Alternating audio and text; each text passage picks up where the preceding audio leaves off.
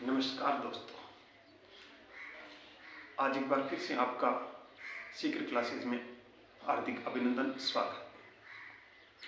आज इतिहास का एक खास दिन 19 जनवरी 1597 को मेवाड़ के शासक, वीर पुरुष, राजस्थान का गौरव, हिंदवा सूरज महाराणा प्रताप का स्वर्गवास वीर गति को प्राप्त हुई। आज हम महाराणा प्रताप से संबंधित कुछ बातों पर चर्चा करते हैं। महाराणा प्रताप, जिनका जन्म कुंभलगढ़ दुर्ग में हुआ, इनके जन्म को लेकर के दो धारणाएं चल रही हैं। एक ये कि इनका जन्म कुंभलगढ़ में हुआ था, महाराणा उदय सिंह और जयवंता बाई के घर में, जबकि एक दूसरी धारणा यह है कि इनका जन्म सोनगरा अखेराज, जो पाली के शासक थे, उनके वहां पर हुआ था। क्योंकि जयवंता बाई अखेराज सोनगरा की पुत्री थी और राजपूत समाज में ऐसी परंपरा रही है कि अगर उनकी पुत्री को पहली संतान की उत्पत्ति होती है तो वो उनके पीहर में होती है। इस प्रकार से पाली जयवंता बाई का पीहर था और उस पीहर में ही उन्होंने अपनी पहली संतान को जन्म दिया। तो महाराणा प्रताप का जन्म पाली में भी माना गया है और कुछ ऐतिहासिक तथ्य भी इसके पीछे हैं जो ये सिद्ध करते हैं कि महाराणा प्रताप का जन्म पाली में हुआ।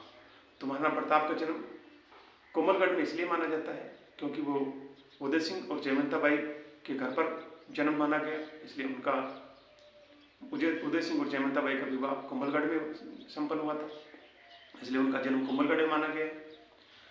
महाराणा प्रताप के जन्म के बाद में वो हमेशा संघर्षों से घिरे रहे।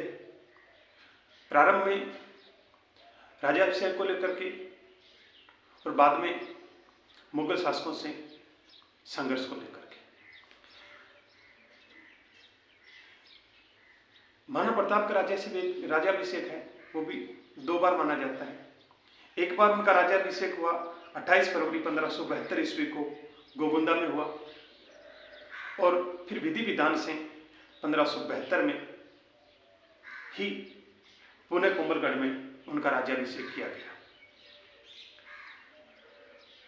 लेकिन राज्याभिषेक से पहले जो महाराणा उदय सिंह की पत्नी धीरबाई थी, वो चाहती थी कि उनका पुत्र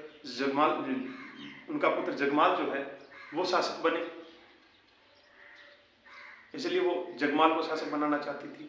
लेकिन महाराणा प्रताप के जो समर्थक थे वो महाराणा प्रताप में वो मेवाड़ की रक्षा का जो भविष्य है वो देख रहे थे, इसलिए उन्होंने महाराणा प्रताप को अपना शासक नियुक्त किया। शासक बनने के बाद में अकबर के साथ में उनका संघर्ष चला। अकबर महाराणा प्रताप को बिना युद्ध के ही अपने अधीन लाना चाहता था, लेकिन यह संभव नहीं था। महाराणा प्रताप जैसा वीर पुरुष किसी की अधीनता स्वीकार कर लिए संभव नहीं, इसलिए अकबर ने प्रयास किए थे कि महाराणा प्रताप को समझा बुझा करके अपने साथ ले ले, और उन प्रयास में 4 बार प्रयास किए और एक प्रयास जिसमें किया वो मानसिंह था। मानसिंह गए थे महाराणा प्रताप को समझाने के लिए, लेकिन महाराणा प्रताप की मानसिंह से वार्ता नहीं हुई। ऐसा ऐतिहासिक तथ्य बताते हैं कि वार्ता नहीं हुई और महाराणा प्रताप मानसिंह ने ठान लिया था कि मैं अब युद्ध मैदान में इनसे मुलाकात करूंगा। और मानसिंह और महाराणा प्रताप दोनों के बीच में युद्ध होता है, यानी कि मानसिंह जो अकबर की सेना का नेतृत्व करा था आसफ खां के साथ में, और महाराणा प्रताप की सेना जिनका नेतृत्व है महाराणा प्रताप खुद, लेकिन मुख्य सेनापति हाकिम का सूरी थे, और दोनों सेनाओं के बीच में मुठभेड़ होती हल्दी घाटी के युद्ध में। इसलिए हल्दी घाटी का युद्ध है वो मुगल शासक अकबर और मेवाड़ के शासक महाराणा प्रताप के बीच में हुआ।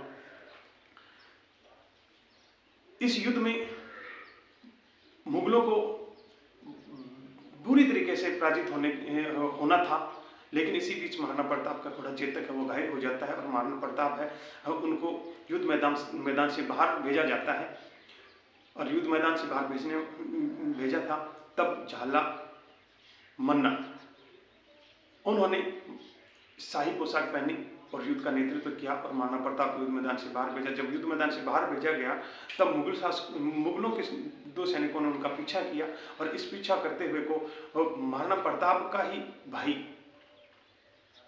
जो